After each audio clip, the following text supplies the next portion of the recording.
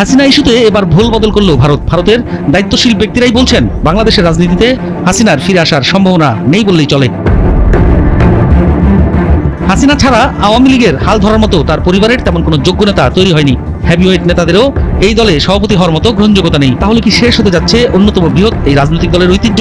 এই গণহত্যার জন্য তো অবশ্যই শেখ হাসিনার বিচার হওয়া উচিত বলে আমি মনে করি। শেখ হাসিনা ভারতের কর্মচারী ছিলেন এবং এই মুহূর্তে আমাদের যে ফোনালাপগুলো লিক হচ্ছে, এগুলো কি আসলে লিক হচ্ছে অনুচিতভাবে কেউ লিক করে দিচ্ছে, বিষয়টা কি এরকম, নাকি আসলে শেখ হাসিনা নিজেই লিক করছেন বা চাচ্ছেন বলেই লিক হচ্ছে, নাকি এআই দিয়ে? আপনারা আসলে কি জানেন? প্রয়োজনেই কিন্তু বিভিন্ন ধরনের অডিও রেকর্ড ছড়ানো, বিভিন্ন ধরনের গুজব ছড়ানো, মানুষের জনমতকে বিভ্রান্ত করা, এই ঘটনাগুলো কিন্তু অহরহই ঘটা। আসসালামু আলাইকুম আরহামতুল্লাহি আবরাকাত। সম্মানিত দর্শক, কথায় আছে আমেরিকা যার বন্ধু হয় তার আর শত্রুর প্রয়োজন হয় না। কিছুদিন পূর্বেও যেই সাবেক প্রধানমন্ত্রী শেখ হাসিনা এই আমেরিকাকে নিয়ে বিভিন্ন রকমের মন্তব্য করেছিলেন, যাবেন না আমেরিকায়, 20 ঘন্টা প্লেনে বসে থেকে সেখানে যাওয়ার কোনো প্রয়োজন নাই। ঠিক সেই নির্বাচনের পূর্বেও আমেরিকাকে বিভিন্নভাবে অপমান অপদস্থ করতে কোনো রকমের কার্পণ্য করেনি সাবেক প্রধানমন্ত্রী শেখ হাসিনা। কিন্তু চোরায় না শুনে ধর্মের কাহিনী, কিছুদিন না যেতেই বাংলাদেশের নির্বাচন হয়ে গেল। সেই নির্বাচনে শেখ হাসিনা জয়ীও হলেন দেশের প্রধানমন্ত্রীও, কিন্তু যেতে পারেনি 6টি মাসও। এর মধ্যেই আমেরিকার খেলার কাছে হেরে গেলেন সাবেক প্রধানমন্ত্রী শেখ হাসিনা। দেশ ছাড়তে বাধ্য হলেন সপটে।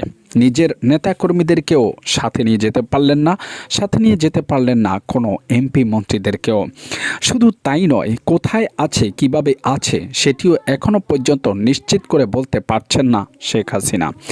নিজে যেখানে আছেন, যেভাবে থাকতেছেন, সেই জায়গারও পরিচয় দিতে পারছেন না কাউকেই, দেখা করতে পারছেন না নিজের মেয়ের সাথেও। কিন্তু এমনটা কেন ঘটলো?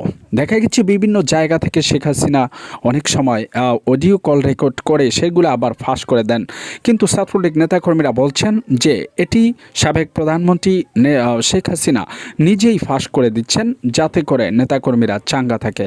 এ কারণেই দর্শক, কথা হলো, যেই নেত্রীর এত পাওয়ার ছিল, যেই নেত্রী পরপর 3বার দেশের প্রধানমন্ত্রী হয়েছিলেন, পরপর 4বার ঝরে, তার বেলায় এমন ঘটনা কেন ঘটল? আসলে বিষয়টা হচ্ছে, আপনারা সকলেই জানেন যে আমেরিকা তখন হয়তোবা আমেরিকাকে শেখ হাসিনা গুরুত্ব দেননি, কিন্তু দেশ ছেড়ে পালিয়ে যাওয়ার পরে এবার যখন আবারও যুক্তরাষ্ট্রে নির্বাচন হলো, সেই নির্বাচনে ডোনাল্ড ট্রাম্প যখন বিজয়ী হলেন, তখন কিন্তু হাসিনার উল্লাস এবং উন্মাদনা, হাসির যেন কোনো কমতি নেই তার মনের ভিতরে। নেতাকর্মীদেরকে উজ্জীবিত করছেন, বলছেন ট্রাম্প ক্ষমতায় এসেছে, আবারও দেশে ফিরব আমি।